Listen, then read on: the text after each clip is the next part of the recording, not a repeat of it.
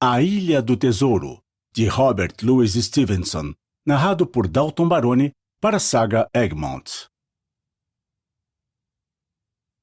A S.L.O., um gentleman americano, cujo gosto clássico inspirou a narrativa que se segue, a qual é agora a ele dedicada em retribuição a inúmeras horas deliciosas, com os votos mais amistosos e o afeto do seu amigo, o autor. Ao comprador hesitante. Se cantigas histórias de tempos remotos, tempestades e aventuras, sede e calor, se escunas, ilhas e maremotos, piratas e tesouros ainda têm valor, se esse velho romance recontado for da mesma maneira que foi outrora, e agradar, como a mim, com fervor, os moços mais sábios de agora, então que assim seja. Mas, se não, se a juventude não é mais capaz de ansiar pelos velhos heróis de então, Kingston ou Ballantyne, o sagaz, ou Cooper, da faca e do alcatraz, que assim seja, e possa eu partilhar a cova com meus piratas em paz, onde seus feitos não vão mais brilhar. Capítulo 1. O velho lobo do mar na estalagem Almirante Benbow.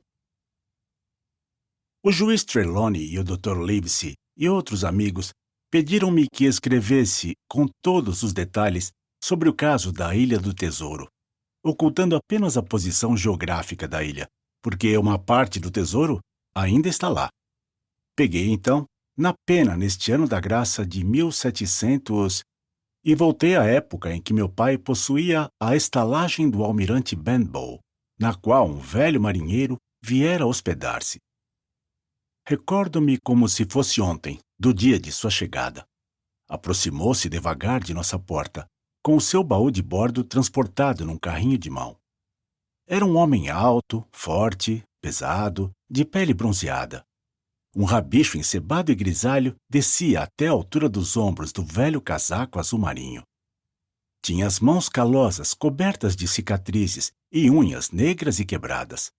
Numa das faces exibia uma grande cicatriz lívida. Ainda posso vê-lo parado, correndo os olhos pela baía, assobiando e em seguida entoando uma velha canção de marinheiro que inúmeras vezes o ouvi cantar depois. 15 homens no caixão do morto, yo-ho-ho, e uma garrafa de rum. Numa voz grossa e trêmula que parecia ter sido afinada nas cordas do cabrestante. Depois, bateu à porta com um enorme bastão de madeira que trazia na mão. E quando meu pai apareceu, pediu de maneira rude um copo de rum. Bebeu-o lentamente, saboreando-o e estalando a língua, como um conhecedor, e olhando os arredores desde os rochedos até a nossa tabuleta. Esta baía parece de fácil acesso, disse ele por fim. E a estalagem está bem situada aqui. Você tem muita freguesia, companheiro? Meu pai respondeu que não, que a estalagem era pouco frequentada, infelizmente. Muito bem, é isso que me convém, disse ele. Ei, companheiro, exclamou voltando-se para o homem que empurrava o carrinho. Pode descarregar o meu baú. Depois, dirigindo-se a meu pai, continuou. Vou ficar aqui por um bom tempo. Sou um homem simples. Rum, toucinho e ovos. É tudo de que preciso. E também daquela ponta de pedra lá, para ver os barcos passarem. Hein? Como deve me chamar? Ora, pode me chamar apenas de capitão. E para acabar com essa cara de preocupação, tome lá. Concluiu lançando 4 moedas de ouro puro ao assoalho. Quando eu já tiver comido tudo isso, avise-me, declarou num tom feroz de comando. Apesar do desleixo do vestuário e da linguagem grosseira, aquele homem não tinha aparência de um simples marinheiro. Lembrava antes um capitão ou imediato de navio, acostumado a ser obedecido por bem ou por mal. O homem que viera com o carrinho nos contou que o estranho personagem tinha descido do carro-correio aquela manhã, na estalagem Royal George, que já se informara de todas as estalagens situadas ao longo da costa e que talvez tivesse escolhido a nossa por ser a mais isolada. Foi tudo quanto pudemos saber a respeito do novo hóspede. Era um homem habitualmente silencioso. Passava os dias com uma luneta na mão, observando a enseada do alto dos rochedos. À noite, permanecia junto à lareira, a um canto da sala, bebendo rum misturado com um pouco de água. Geralmente não respondia às perguntas que lhe faziam, limitando-se a erguer para o inoportuno os olhos coléricos e a fungar como um tigre. Isso nos levou a deixá-lo em paz. Todos os dias, ao voltar do passeio, indagava se algum marinheiro aparecera por ali.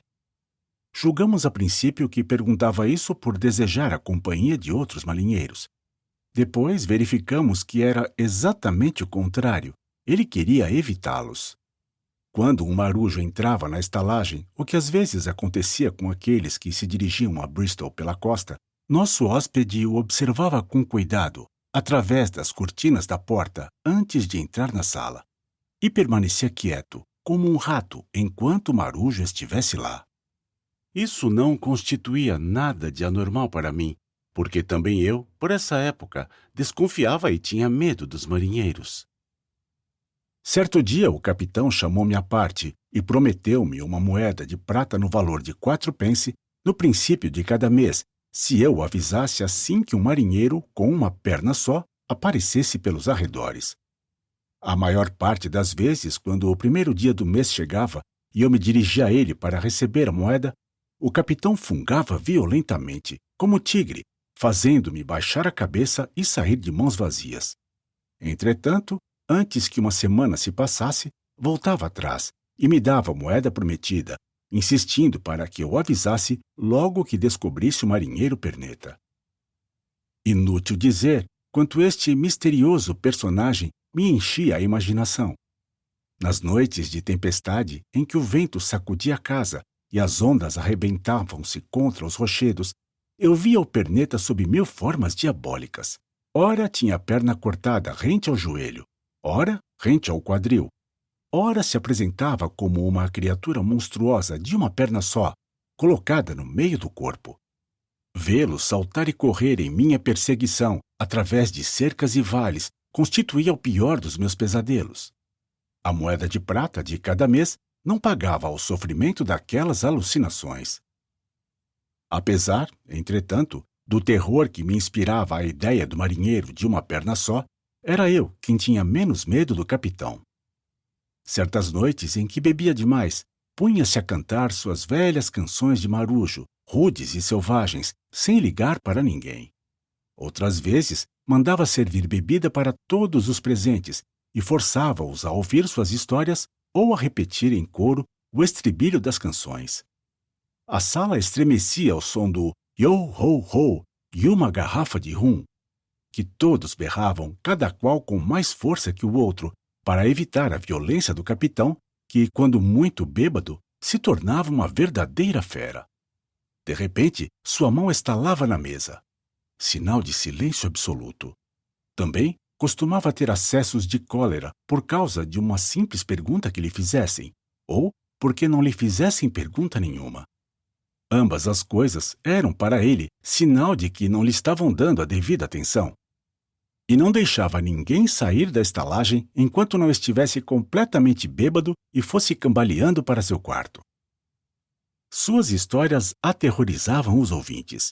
Eram casos horrendos de enforcamentos ou afogamentos, de tempestades no mar, de combates loucos e coisas esquisitas da ilha de Tortuga e outras regiões selvagens do continente espanhol. Pelo que o capitão contava, havia passado sua vida entre os piores homens que já viveram no mar, e a linguagem que usava ao contar tais histórias chocava os ouvintes ainda mais do que os fatos narrados. Meu pai dizia sempre que tal homem acabaria arruinando a estalagem, pois os fregueses iriam desertar, cansados de ser submetidos a aquelas torturas. Eu, porém, pensava de outro modo. Entendia que os ouvintes, apesar de aterrorizados no momento, ao sair dali, refletindo melhor, achavam graça nas tiradas.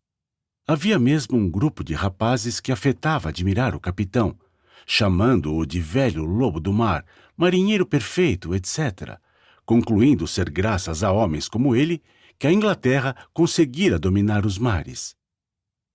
De um certo modo, porém, o pirata quase nos arruinou, porque foi ficando na estalagem por meses sem se lembrar que as 4 moedas de ouro pagas no primeiro dia já tinham sido comidas, e meu pai não tinha a coragem necessária para lhe pedir mais dinheiro. Uma vez que tentou aludir a isso, o capitão deu tal fungadela de tigre que meu pobre pai se apressou em deixar o quarto. Viu muitas vezes torcer as mãos com desespero, e estou certo de que o tormento e o terror em que vivia contribuíram muito para apressar o seu prematuro fim. Durante todo o tempo em que o pirata esteve em casa, nenhuma alteração notei no vestuário, salvo umas meias novas que comprou de um mascate. A aba do chapéu partira-se toda, e assim ficou, apesar do muito que o incomoda nos dias de vento. Recordo-me bem da roupa, tanto a remendou que a transformou num remendo só. Cartas não escrevia, nem recebia nenhuma. Também não falava com pessoa alguma, salvo os vizinhos. Isso mesmo, só depois de muito bêbado. Quanto ao baú de bordo, ninguém da casa jamais o viu aberto. Apenas um homem lhe fez frente certa vez. Isso por ocasião da doença de meu pai, o Dr. Livesey. Tinha esse médico vindo à tarde para ver o nosso doente. Em seguida, fez-se servir de alguns pratos por minha mãe e foi fumar o cachimbo na sala geral, enquanto lhe traziam o cavalo de um galpão distante, pois não tínhamos estrebaria na estalagem. Eu, que entrara atrás do doutor, notei imediatamente o contraste que ele, tão elegante na sua peruca alva como a neve, negros olhos cheios de brilho e maneiras agradáveis, formava com os demais fregueses, campônios, broncos e pesadões, e, sobretudo, com o pirata grosseiro, sujo e feio qual espantalho, naquele momento de cotovelos fincados na mesa. O capitão pôs-se a cantar a sua eterna cantiga. 15 homens no caixão do morto, yo-ho-ho, e uma garrafa de rum. O rum e o diabo levaram os outros, yo-ho-ho, e uma garrafa de rum. A princípio eu tinha imaginado que o caixão do morto fosse o tal baú que ele conservava no quarto. Ideia que, em meus pesadelos, muitas vezes se associou à do marinheiro de uma perna só. Com a repetição, acabei por não mais ligar a cantiga. Não era ela também novidade para nenhum dos presentes, exceto para o Dr. Livesey, sobre o qual observei que não produzia efeito agradável. O doutor interrompeu a conversa com um jardineiro que o consultava sobre reumatismo e olhou colérico para o bêbado insolente. Este prosseguiu cantando, cada vez mais animado, até que, como de costume, deu um soco na mesa. Sinal de silêncio. Todos se calaram incontinente, menos o Dr. Livesey, que continuou a conversar com o jardineiro como se nada houvesse.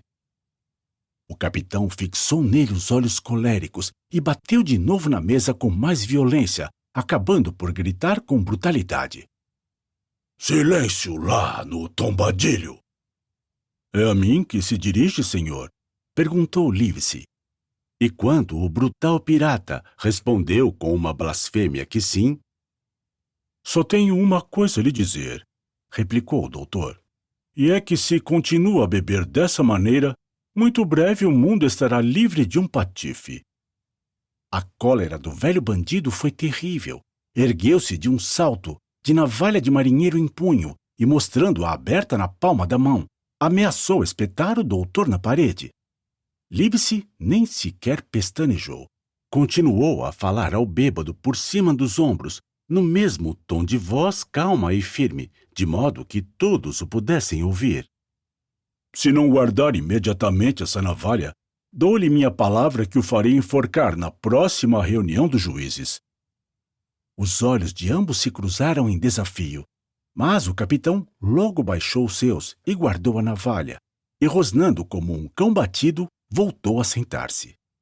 E agora, senhor, prosseguiu o médico, agora que sei que, em meu distrito, mora um tipo da sua laia. Fique certo de que o trarei de olho dia e noite. Não sou médico apenas, mas também magistrado. E se me chegar aos ouvidos qualquer queixa contra o senhor, nem que seja de uma grosseria como a que acaba de praticar, tomarei as medidas necessárias para o fazer prender e expulsar daqui. Fica prevenido. Logo depois chegou o cavalo. O Dr. Livesey montou e partiu. O capitão permaneceu quieto o resto da noite, bem como durante as noites subsequentes. Capítulo 2. O cão negro aparece e desaparece. Foi pouco tempo depois disso que se deu o primeiro dos acontecimentos misteriosos que nos libertaram do capitão, embora nos deixassem metidos em seus negócios. O inverno corria áspero, com nevadas longas e tempestades, e vimos logo que meu pobre pai não aguentaria até a primavera. Decaía cada vez mais, e todo o trabalho da estalagem já estava sobre meus ombros e os de minha mãe. Isso nos deixava pouco tempo para ser consagrado ao pirata. Certa manhã, de um dia glacial, levantou-se ele mais cedo que de costume, indo para os arrecifes de facão à cintura, luneta de cobre sobraçada e chapéu caído para trás. Lembro-me de que a sua respiração ia deixando como um rastilho de fumaça no ar à medida que se afastava, e o último som que lhe ouvi foi um uivo de indignação que parecia dirigir-se ainda para o Dr. Livesey. Minha mãe estava no quarto do nosso doente e eu arrumava a mesa para o café da manhã do pirata, quando a porta se abriu e um homem que eu via pela primeira vez entrou. Um indivíduo pálido, mais que pálido, amarelo, com falta de 2 dedos na mão esquerda, com muito jeito de soldado, apesar de trazer a navalha de marinheiro. Eu, que andava sempre à espia do homem de uma perna só, pus-me a examinar aquele. Evidentemente, não era marinheiro, mas tinha qualquer coisa da gente do mar. Perguntei-lhe o que desejava. Pediu rum, mas, quando fui saindo da sala para trazer-lhe a bebida, sentou-se a uma das mesas e fez-me sinal de ir ter com ele. Parei onde estava, de guardanapo na mão. Vem cá, garoto. Chegue-se mais perto. Dei um passo em sua direção. Esta mesa arrumada será acaso para meu amigo Bill? Perguntou com um sorriso que não passava de careta. Respondi-lhe que não conhecia nenhum Bill e que a mesa era de um hóspede que tratávamos de capitão. Bom, disse ele, o amigo Bill pode muito bem ser conhecido aqui como capitão. Trata-se de um homem de cicatriz na cara, de gênio muito agradável, sobretudo quando bebe. Uma cicatriz na face direita, não é isso? Muito bem. Diga-me agora, ele está em casa? Respondi que saíra a passeio. Para onde foi? Em que direção? E quando lhe apontei o rochedo aonde o pirata costumava ir e disse que certamente não tardaria, o homem deu uma gargalhada. O amigo Bill vai se divertir um bocadinho. A expressão do rosto ao dizer isso não era de inspirar confiança, o que me incomodou por uns instantes. Depois, refleti que nada tinha com os negócios de ambos, sendo-me até difícil tomar partido. O desconhecido ficou na sala perto da porta da rua, de olhos fixos para fora como o gato que espera rato. Em certo momento, saí para a estrada. Ele, porém, chamou-me incontinente, e como não lhe obedeci prontamente, suas feições se transtornaram, e foi com um urro de cólera que me ordenou que entrasse. Entrei sobressaltado, e ele acalmou-se. Meio para desculpar-se, meio para brincar, bateu-me no ombro, dizendo que eu era um bom rapaz, com quem ele muito simpatizava. Também tenho um filho, disse, que se parece com você, como um irmão, e é todo o meu orgulho. Mas o essencial para a educação dos rapazes é a disciplina, menino. A disciplina. Por isso, se você tivesse navegado com Bill, não ficaria à espera de segunda ordem. Garanto-lhe, esse não era o costume na companhia de Bill. nem daqueles que com ele aprenderam a navegar. E agora cuidado. Lá vem o amigo Bill, com uma luneta debaixo do braço. É o velho companheiro, não há dúvida. Você e eu vamos voltar à sala, menino. Esconder-nos atrás da porta e fazer uma pequena surpresa para esse querido amigo. Assim falando, o desconhecido voltou comigo para a sala e colocou-me atrás dele, num canto, de maneira que ficássemos ambos ocultos pela porta aberta. Eu estava muito inquieto e alarmado, como podem imaginar, e os meus receios aumentaram quando notei que o desconhecido estava também assustado. Desembaraçou o cabo do cutelo e afrouxou a lâmina na bainha, e durante todo o tempo em que esperamos, manteve-se a engolir saliva, como um gato a deglutir. Enfim, o capitão entrou, bateu com a porta, sem olhar para os lados, e atravessou a peça, dirigindo-se diretamente para a mesa, onde o desjejum o aguardava. Bill, disse o desconhecido, com uma voz que me pareceu esforçar-se por ser forte e firme. O capitão deu meia volta e nos encarou de frente. Empalideceu. Até o nariz, vermelho, tornou-se azulado. Tinha o olhar de um homem que vê um espectro, ou o diabo, ou qualquer coisa ainda pior, se é possível, e palavra de honra, tive piedade dele, vendo-o transformar-se, de repente, num ser envelhecido e miserável. Vamos, Bill. Você me reconhece. Você certamente reconhece um velho companheiro de bordo. O capitão respirou com esforço. Cão negro, disse. E quem havia de ser? Respondeu o desconhecido, criando confiança. Cão negro em pessoa, que vem ver o seu velho amigo Bill, na estalagem do almirante Benbow. Ah, Bill, temos passado por muitas aventuras depois que perdi estas duas garras, disse ele, mostrando a mão mutilada. Vamos, escute, disse o capitão. Você descobriu meu esconderijo. Aqui estou. Fale. Que há? Essa atitude me é familiar, Bill. Prova que é você mesmo, respondeu o cão negro. Você compreende tudo logo. Vou pedir um copo de rum a este simpático menino que aqui está. E vamos nos sentar, se assim o quer, e falar francamente como dois velhos companheiros de bordo. Quando eu trouxe rum, estavam sentados um em frente do outro, na mesa do capitão. Cão negro perto da porta, sentado de lado, com um olho para o velho companheiro e outro pareceu-me para o caminho de retirada.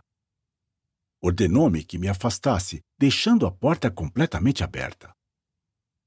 Nada de ficar de olho no buraco da fechadura, menino, disse ele. Deixei-os assim juntos e dirigi-me para o bar. Durante muito tempo, se bem que fizesse todo o possível para escutar, só ouvi uma conversação em voz baixa, mas pouco a pouco o tom de voz se elevou e pude colher uma ou duas palavras, sobretudo pragas atiradas pelo capitão. Não, não, não, não! Está acabado! Gritou. Depois ouvi. Se é preciso ser enforcado, todo mundo será enforcado. É o que digo. De repente, houve uma explosão terrível de pragas e outros ruídos. A cadeira e as mesas foram viradas. Seguiu-se um tinir de aço, depois um grito de dor, e um momento após, via eu, cão negro em fuga perseguido furiosamente pelo capitão, ambos empunhando facões, o primeiro a escorrer sangue do ombro esquerdo. Chegando à porta, o capitão desferiu no fugitivo um último golpe, terrível, que seguramente o teria atingido até a espinha, se não fosse embaraçado pela grande tabuleta da almirante Benbow. Ainda hoje se pode ver na parte inferior do quadro o sinal da facada. Foi o último golpe da batalha. Mal se encontrou fora, Cão Negro, apesar da ferida, revelou possuir um maravilhoso par de pernas, desaparecendo atrás da colina em meio minuto. O capitão, por seu turno, ficou diante da tabuleta, como um homem apalermado. Passou várias vezes a mão pelos olhos e acabou por entrar na casa. Jim, disse. Rum. E falando, cambaleava um pouco, apoiando-se com uma das mãos na parede. Está ferido? Perguntei. Rum, repetiu. Preciso partir daqui. Rum, rum. Corri em busca de Rum, mas estava perturbado demais com o que se passara. Quebrei um copo, entortei uma torneira e, quando perdia eu assim a cabeça, o ruído de uma queda se fez ouvir na sala. Corri. O capitão estava estendido em todo o comprimento no soalho. Nesse mesmo instante, minha mãe, alarmada pelos gritos e o barulho da luta, descia a correr a escada para me prestar auxílio. Ela e eu levantamos-lhe a cabeça. Respirava, mas com uma respiração ruidosa. Olhos cerrados, o semblante apresentava uma coloração medonha. Meu Deus! Meu Deus! Gritou minha mãe. Que fatalidade para esta casa! E teu pobre pai doente! Nesse ínterim, não sabíamos o que fazer para socorrer o capitão, persuadidos de que recebera um golpe mortal na rixa com o desconhecido. Trouxe o rum, tentei despejá-lo na boca, mas os dentes estavam cerrados e as maxilas rijas como ferro. Foi para nós um alívio quando a porta se abriu e o Dr. Livesey entrou, em visita a meu pai. — Oh, doutor! — gritei. — Que devemos fazer? Onde está ele ferido? — Ferido? Que tolice! — disse o doutor. — Tão ferido como eu. Esse homem teve um ataque, como previ. Vamos, senhora Hawkins, vá imediatamente para junto do seu marido e, se possível, nada lhe diga de tudo isso. Por minha parte, devo fazer todo o possível para salvar a vida indigníssima deste indivíduo. E Jim vai ter a bondade de me trazer uma bacia. Quando tornei com a bacia, o doutor já havia levantado a manga da camisa do capitão, pondo a descoberto o grande braço nudoso. Estava tatuado em vários pontos. As inscrições Boa Sorte, Bons Ventos, Billy Bones e seu grande prazer estavam nítida e claramente gravadas no antebraço, e mais acima, próximo ao ombro, havia um esboço de forca, na qual estava dependurado um homem, desenhado, na minha opinião, com grande habilidade. Profético, disse o doutor tocando o desenho com o dedo. E agora, mestre Billy Bones, se esse é o seu nome, vamos ver a cor do seu sangue. Jim, chamou ele. Você fica impressionado à vista do sangue? Não, senhor, respondi. Então, segure a bacia. Ao mesmo tempo, empunhou o bisturi e abriu uma veia. Uma grande quantidade de sangue correu antes que o capitão abrisse os olhos e circunvagasse o olhar em torno. Primeiramente, reconheceu o doutor com um significativo franzir de sobrancelhas. Depois, o olhar pousou sobre mim e pareceu ficar tranquilizado. Mas, subitamente, mudou de cor e tentou levantar-se gritando. — Onde está cão negro? — Não há nenhum cão negro aqui, respondeu o doutor, a não ser o que você tem no próprio corpo. Você bebeu rum e teve um ataque, como predisse, e acabo, bem contra a vontade, de lhe salvar a vida. Agora, Sr. Bones... Não é esse o meu nome, o pirata interrompeu. Pouco me preocupa, respondeu o doutor. É o de um pirata que conheço, e chamo assim para não perder tempo. E ouça o que lhe tenho a dizer. Um copo de rum não o matará, mas, se você tomar um, logo em seguida tomará outro, e mais outro, e dou a cabeça a cortar se você, não parando, ficar vivo. Compreende o que digo? Morrerá e irá para o seu verdadeiro lugar como o homem da Bíblia. Vamos, agora faça um esforço. Vou ajudá-lo a deitar-se desta vez. Com grande trabalho, conseguimos subir a escada com aquele corpo, alcançando o quarto, deitando-o na cama, onde a cabeça tombou sobre o travesseiro como se fosse desmaiar. Agora tome nota, disse o doutor. Tenho de repetir para desencargo de consciência. O rum para você é a morte. Dizendo essas palavras, o doutor afastou-se para ir ver meu pai, levando-me pelo braço. Não é nada, continuou depois de fechar a porta do quarto. Retirei bastante sangue.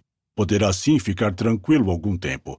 Se ficar deitado como está durante uma semana, Será a melhor coisa que possa acontecer, tanto para ele como para você. Um outro ataque o liquidará. Cerca de meio-dia, retornei ao quarto do capitão, levando refrescos e medicamentos.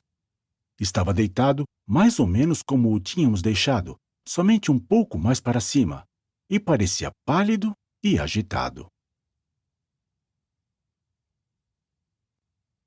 Capítulo 3.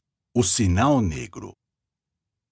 Jim, disse, você é a única pessoa que vale aqui alguma coisa, e sabe que sempre fui bom para você. Em nenhum mês deixei de lhe dar 4 pence. E agora vê, meu amigo, como estou muito por baixo e abandonado de todos. Jim, você vai me trazer um copinho de rum, não é, meu amigo? O doutor, comecei. Mas ele me interrompeu, amaldiçoando o doutor com uma voz fraca, mas com firmeza. Os doutores nada mais são do que velhas vassouras de varrer com vés. Esse doutor aí, por exemplo, que conhece dos marinheiros. Estive em lugares quentes como fornalhas, onde as pessoas caíam todas doentes de febre amarela. Malditos países a tremer, como o mar, com os abalos de terra. Que conhece o doutor desses países? Vivia tomando rum, sem nada me acontecer. Essa bebida foi para mim a comida e a água, o colarinho e a camisa. E se hoje não puder ter o meu rum, serei como um pobre navio desarvorado. A minha maldição cairá sobre você, Jim, e sobre esse asno que é o doutor. E continuou algum tempo a proferir pragas. Veja, Jim, como os meus dedos tremem, disse ele com um tom que implorava. Não posso fazê-los parar. Impossível. Durante toda a manhã não bebi uma só gota. Esse doutor é um idiota, garanto-lhe. Se não me der um trago de rum, Jim, vou ter o delírio. Sinto que já o tenho. Vejo o velho Flint lá no canto, atrás de você. É a pura verdade. Vejo, e se tenho o delírio, sou um homem que teve uma vida selvagem. Vou me tornar um assassino. O próprio doutor disse que um copo não me faria mal. Você vai ganhar um guinéu em troca de um copinho, Jim. Tornava-se cada vez mais agitado, e isso me alarmava por causa de meu pai, que estava muito mal nesse dia e tinha necessidade de tranquilidade. De mais a mais, estava sossegado pelas palavras do doutor, que ele me recordara, e sentia-me, além disso, ofendido pelo oferecimento de um guinéu. Não quero o seu dinheiro, disse, a não ser o que deve a meu pai. Vou dar-lhe um copo, e nada mais. Quando lhe trouxe, segurou-o avidamente e o bebeu de um trago. Disse ele, seguramente isto agora vai melhor. E agora me diga, meu amigo, quanto tempo o doutor pretende deixar-me neste regime? 1 semana, pelo menos, respondi. Com os demônios! Ele exclamou. 1 semana? Isso não pode ser. Me mandariam para o outro mundo. Os outros estão à minha procura. Bandidos que não querem guardar o que têm e querem tomar o que é dos outros. Isso é procedimento de marinheiro? Responda-me. Eu sou econômico. Não esbanjei tão pouco, perdi o meu dinheirinho. E ainda hei de lhes pregar uma peça. Não os temo. Vou viajar, meu amigo, e vou lhes dar ainda uma outra lição. Falando assim, levantou-se da cama com muita dificuldade, agarrando-se ao meu ombro fortemente, causando-me dor e movendo as pernas como se fossem de chumbo. As palavras, que exprimiam tanta decisão, estavam tristemente em contraste com a fraqueza da voz que as pronunciava. Estacou quando conseguiu sentar-se à beira da cama. Esse doutor me mata, murmurou. Meus ouvidos zumbem. Deite-me. Antes que pudesse fazer algo para auxiliá-lo, já ele recaíra no lugar primitivo, onde ficou um momento estendido, sem falar. Jim, disse enfim, viu o marinheiro hoje? Cão negro? Perguntei. Ah, cão negro, disse ele. Esse é mau. Mas aqueles que o mandam são piores. Portanto, se não posso absolutamente ir-me embora, e se me enviam o sinal negro, lembre-se de que o que querem é o meu velho baú de bordo. Você pegará um cavalo. Pode fazê-lo, não é verdade? Pois bem, tomará um cavalo e irá. Sim, eu quero. Irá procurar esse doutor dos diabos e lhe dirá para prevenir todos, os magistrados e o resto, e que se reúnam todos aqui, a bordo da Almirante Benbow, todos os que sobraram da tripulação do velho Flint, marinheiros e grumetes, todos, finalmente. Eu era imediato. Eu, sim, imediato do velho Flint. E sou o único que conhece o lugar. Ele me contou tudo em Savannah, no momento de morrer.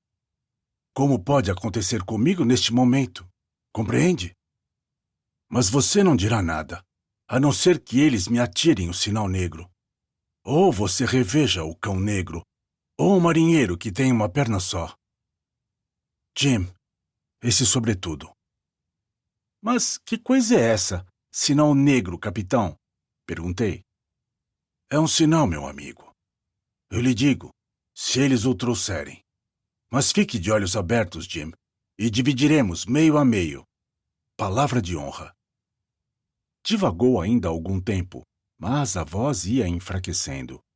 Quando lhe dei o remédio, que tomou como uma criança, disse: Se houve um marinheiro que nunca precisou de drogas, esse marinheiro fui eu. E caiu, enfim, num sono pesado, como que letárgico, em que o deixei. Não sei o que teria feito se tudo fosse normal. Provavelmente teria narrado o histórico ao doutor, pois tremia de medo ao pensar que o capitão poderia se arrepender da confissão e me eliminar. Mas aconteceu que o meu pai morreu subitamente, ficando tudo o mais em plano secundário. A nossa tristeza, muito natural, as visitas dos vizinhos, os preparativos do funeral e o trabalho na estalagem, que tinha de ser feito de qualquer modo, ocuparam-me de tal forma que quase não tive tempo para pensar no capitão, e muito menos para o temer. Desceu do quarto no dia seguinte, de manhã, com grande surpresa de todos, e tomou as refeições como costumava.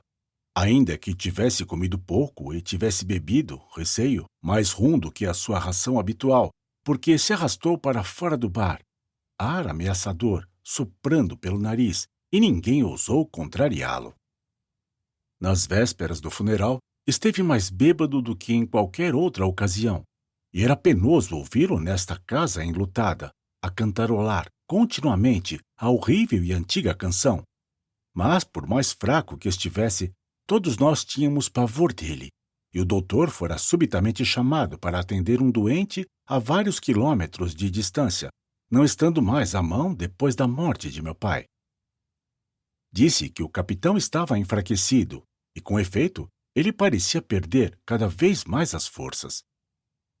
Subia a escada e descia, ia da sala ao bar e do bar à sala, e algumas vezes espiava fora da porta, para sentir o mar, segurando-se às paredes quando caminhava e respirando com força e seguidamente, como um homem que galga uma encosta escarpada. Nunca se dirigia a mim de um modo particular, e creio que havia esquecido completamente as confidências, mas estava mais impertinente, e se levássemos em conta a sua debilidade física, podíamos considerá-lo mais violento do que dantes. Tinha agora o hábito inquietante, quando estava bêbado, de sacar o facão e deitá-lo sobre a mesa, à frente.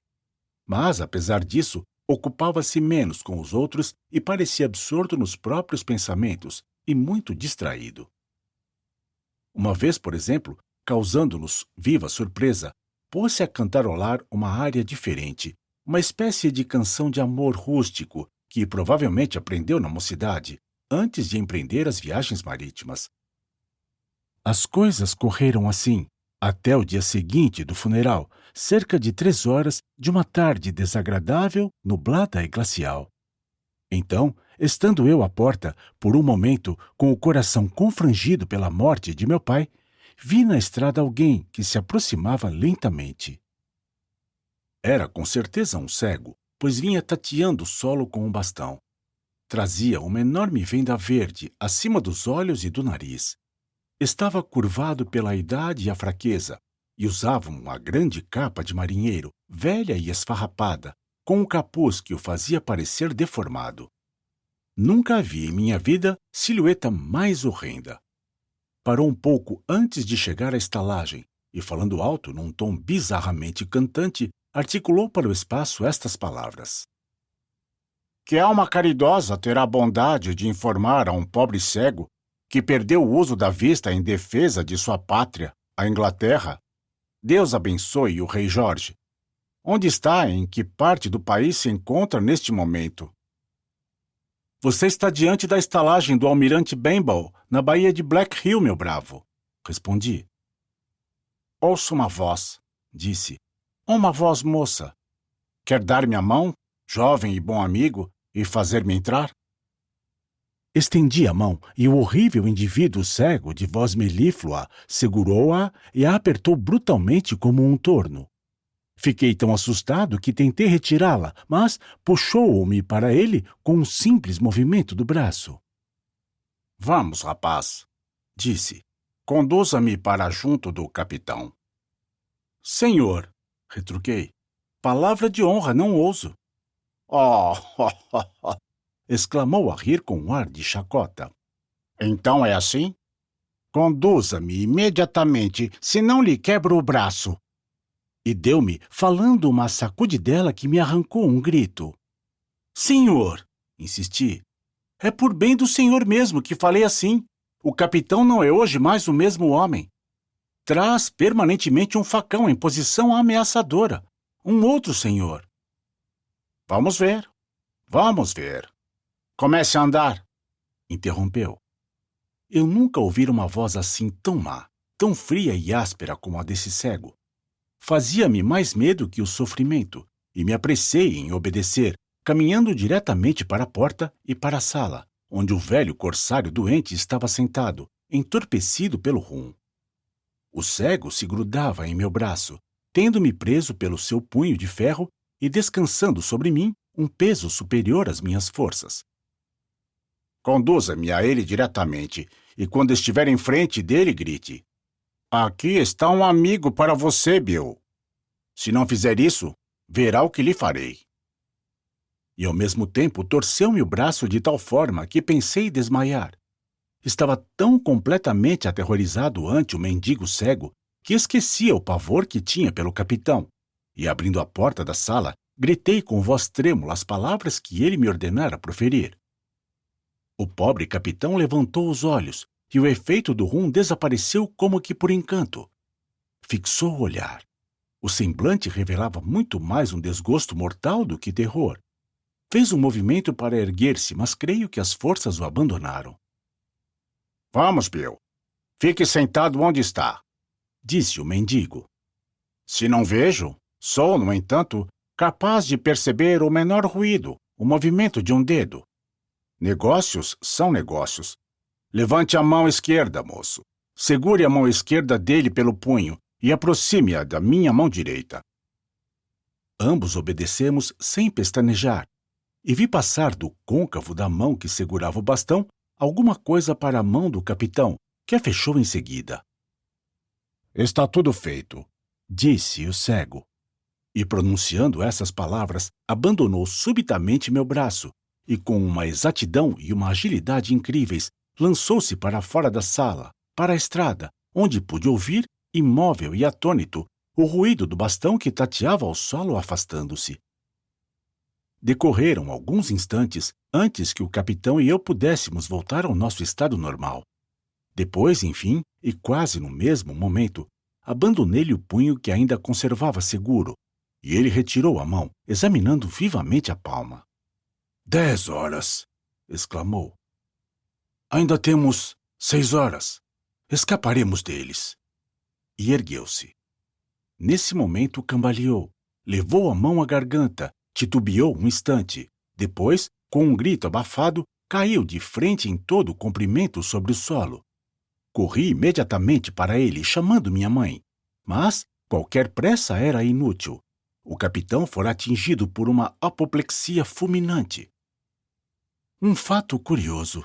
Certamente nunca gostei daquele homem, ainda que ultimamente começasse a lastimá-lo. Mas logo que verifiquei que estava morto, desatei em pranto. Era a segunda morte que presenciava, e o pesar que a primeira me causara ainda estava muito vivo no meu coração. Capítulo 4. O baú de bordo. Não demorei, está claro, em dizer à minha mãe tudo o que sabia, o que já deveria ter feito há muito tempo. Encontramo-nos em seguida numa posição difícil e perigosa.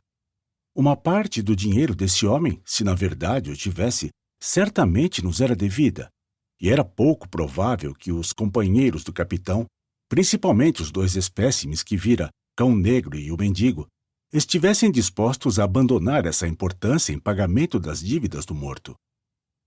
A ordem do capitão de correr imediatamente a cavalo, a fim de prevenir o Dr. Livesey, acarretaria o inconveniente de me ver só e sem a proteção de minha mãe, coisa em que nem era bom pensar. Com efeito, parecia-nos a mim e a ela. Esperamos que você tenha gostado desta prévia. Para continuar ouvindo este audiolivro no Google Play Livros, use o link na descrição do vídeo.